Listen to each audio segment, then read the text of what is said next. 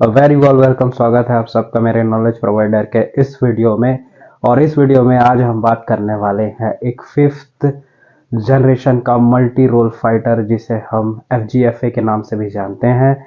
इसका प्रोफेशनल नाम आप ये कह सकते हैं Su-57 है और फिर से इंडियन गवर्नमेंट इसके बारे में विचार कर रही है। तो आइए देखते हैं कि Su-57 क्या फिर से हमारे इंडियन एयर फोर्सेस में शामिल हो सकता है और गवर्नमेंट क्यों इसके लिए वापस विचार कर रही है।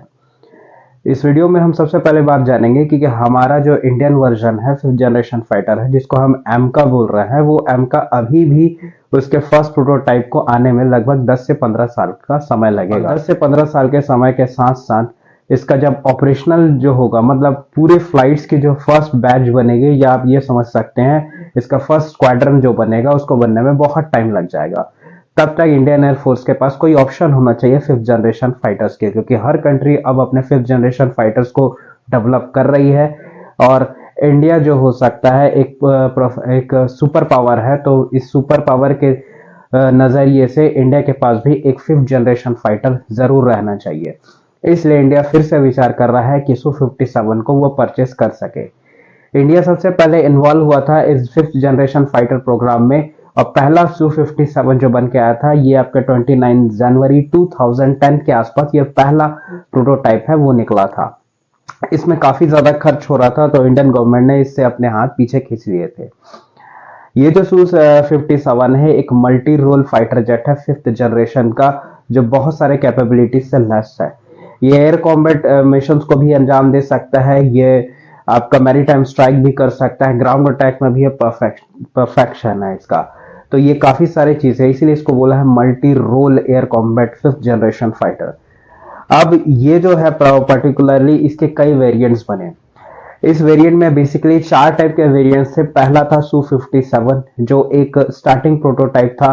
फिर आया आपका Su-57E जो एक आपका एक्सपोर्ट वेरिएंट है। फिर आपका आया Su-57M जो एक अपग्रेडेड वेरिएंट था और इंडिया के लिए जो आया चौथा वेरिएंट जिसका नाम था FGFA जो 2018 में आया और ये प्लान वेरिएंट था सिर्फ इंडिया के लिए, इंडियन एयर फोर्सेस के डिमांड के हिसाब से। फिर बाद में ये कुछ नहीं हुआ और इंडियन गवर्नमेंट अपने हाथ को पीछे खींच लिया। अब इंडियन गवर्नमेंट फिर से इसको लुक आफ्टर कर रही। हो सकता है कि हम कुछ अमाउंट्स में इन फिफ्थ जनरेशन फाइटर्स को परचेस जरूर करें। हमारे कुछ वेरिएंट्स आप देखेंगे कि राफेल जो है कुछ स्क्वाड्रन से इसके क्रिएट हो रहे हैं और गवर्नमेंट प्लान कर रही है कि MRFA को शायद स्क्रैप आउट करके वो और एडिशनल राफेल्स को परचेस कर ले।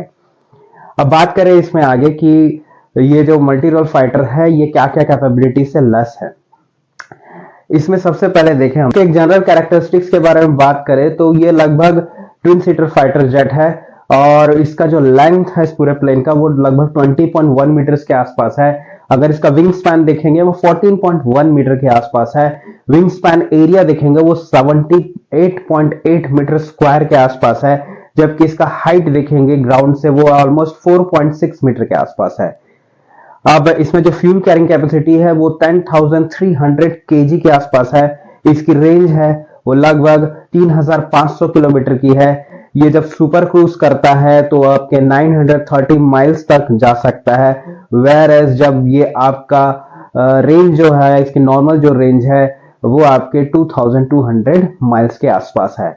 इसकी जो सर्विस सीलिंग है, मतलब ये जो मैक्सिमम हाइट अटेंड कर सकता है वो लगभग 66,000 फीट के आसपास आपको देखने को मिलती है। अगर इसमें बात करें कि ये कौन से इंजन से, जेट इंजन से लेस है, तो इसमें लगे हैं आपके turbo fan, after burning turbo fan engine Saturn AL41 FN F1 के लगे हुए हैं जो लगभग 88.3 किलो न्यूटन का थ्रस्ट को जनरेट करते हैं। इसके स्पीड के बारे में बात करें, ये मैक 2 के अगर ये अपने पूरे पोटेंशियल से या पूरे पोटेंशियल से अगर ये उड़े तो ये मैक 2 की रफ्तार से उड़ता है जो कि लगभग 2135 किलोमीटर पर आवर है। लेकिन अगर मैक 1 में एक सुपर क्रूज कर सकता है जो लगभग 1400 किलोमीटर पर आवर के आसपास है। मल्टी रोल कैपेबिलिटीज के होने के कारण ये इसमें कई सारे मिसाइल्स हम अपलोड कर सकते हैं। इसमें air to air, air to surface, anti ship और आपके एंटी रेडिएशन मिसाइल्स, इन सब से इवन हम इसमें गाइडेड लेजर बॉम्ब्स को भी डाल सकते हैं, जैसा कि हमने कारगिल में किया था।